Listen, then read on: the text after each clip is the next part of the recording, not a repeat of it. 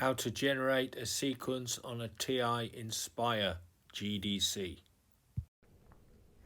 Okay, in this video we are going to talk about sequences on the calculator page. So there's two ways we can deal with this. So the first one, if I press menu, this is not how I usually do this. Usually I actually just type it in. Go to statistics, go to list operations, and scroll down to number 5. So I don't have that sequence of buttons memorized because I don't use it very often.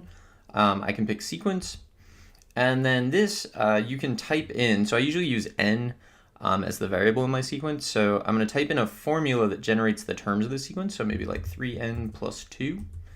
And then I need to tell this thing like what is the variable in that formula. So the variable is n. And then I tell it where I want to start. I'm going to start at n equals 1, I guess. And then where I want to stop. So maybe I'll stop at 5. And I'll press enter, and it's going to, what it'll do, it'll take n equals 1, plug it into 3n plus 2, get a value. It'll add 1, so now it's at n equals 2. Take that, plug it in, do 3 times that plus 2, add 1, plug it in, add 1, plug it in, add 1, plug it in. So we get this. So 5 is the result of plugging 1 into the formula, 8 is the result of plugging 2, 17 is the result of plugging 5 into the formula.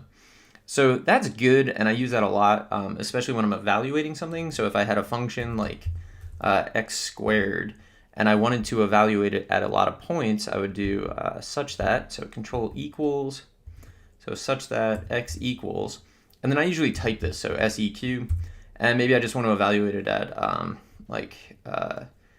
use t this time, t, where t is the variable, and I want to go from 1 to 5.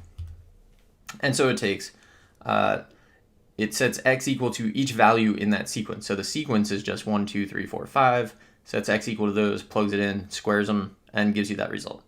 Okay, so that's what you can do with that. I use that almost all the time. But there's a more kind of advanced sequence function built in, and the way I'm going to get to it is I'm going to press the catalog button. So that's down here underneath delete. Press that. I'm on tab 1. If you're not on tab 1, it'll look a little different. So like if I press the number 2 on the keyboard, it takes me here. If I press 3, 4, 5, and then 6 is like user defined. I think you don't have 3 if you don't have a cast, but I'm not actually sure about that. But I need to be on tab 1. So I'm going to go 1. I'm going to press S on the keyboard, the actual letter like down here. So S, and then just scroll down. And okay, so here's the thing I've been using. So sequence, expression, the variable in the expression, the low number, which is your start, and the high number, which is your stop. By default, it counts by 1s, but you could actually change that and have it count by like 0.5s or whatever you want. Let me show you that really quickly. So SEQ, I want to do, let's just do t, comma. I'm going to start at 0, end at 5, but look, let's count by 1/2 this time, so 0.5. And so it goes 0, 0.5, 1, 1.5, 2, and it's counting by 0.5, so it has that optional argument. Okay, back to the catalog. And the next thing is this. It's SEQ and then N. So I don't know, sequence, I don't know what that N is for. So here it's definitely got more arguments. So we have expression U comma N, so that's a little confusing. And then like a lot of optional arguments, list of initial terms, N max, ceiling value. And let's see what it says down here. Oh, it doesn't say anything down here. You could also just enter an expression of n with an n max and a ceiling value. So let's try to use this and see what happens. Okay, so it's seqn. There, okay, seqn. All right, so I'm going to feed it, well, let's just do something like what we've been doing. So 3n plus 2, and then let's say 5. So I'm not telling it the variable, and it just understands this time. So I didn't have to tell it that n was a variable. I didn't tell it to start at 1. It knew to start at 1. So that's kind of different. But that's not why I would use this. So why I would actually use this is suppose we have something that's going to be recursively defined, right? So maybe what I need to do is take a previous term. So let's say that I want to generate, let's delete this. I'm going to do u of n minus 1, that's the previous term, plus u of n minus 2. Okay, so this will generate a Fibonacci-like sequence, and if I seed it with 1 and 1, it'll generate the Fibonacci sequence. So, comma, now what I'm going to do is control and then close parentheses to get the braces. I'm going to do 1, comma 1. So those are my initial values, and then I'm going to tell it to go up to, let's say, 6. Right, so it's going to list the first 6 terms. The first 2 terms are 1 and 1. That's what's in the braces here.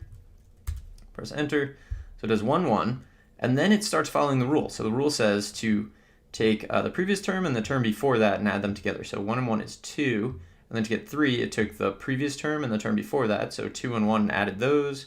And then 5 is 3 plus 2. So that's kind of interesting. That's definitely working for me.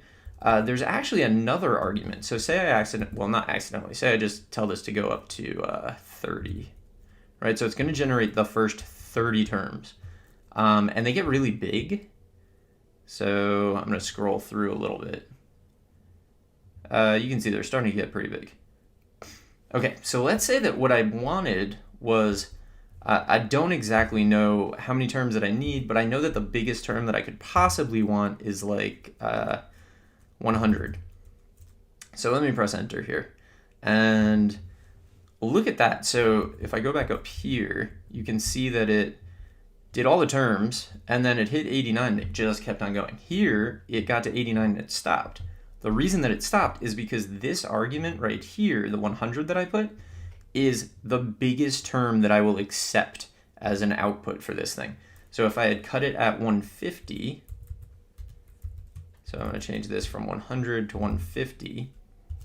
Now it's including 144. If I make it 250, it will include 233.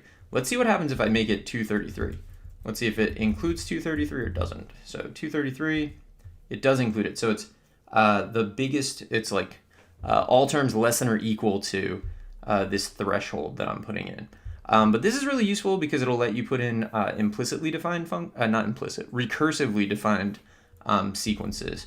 And I think that's something that people commonly have to do. So I hope you found this helpful, and good luck.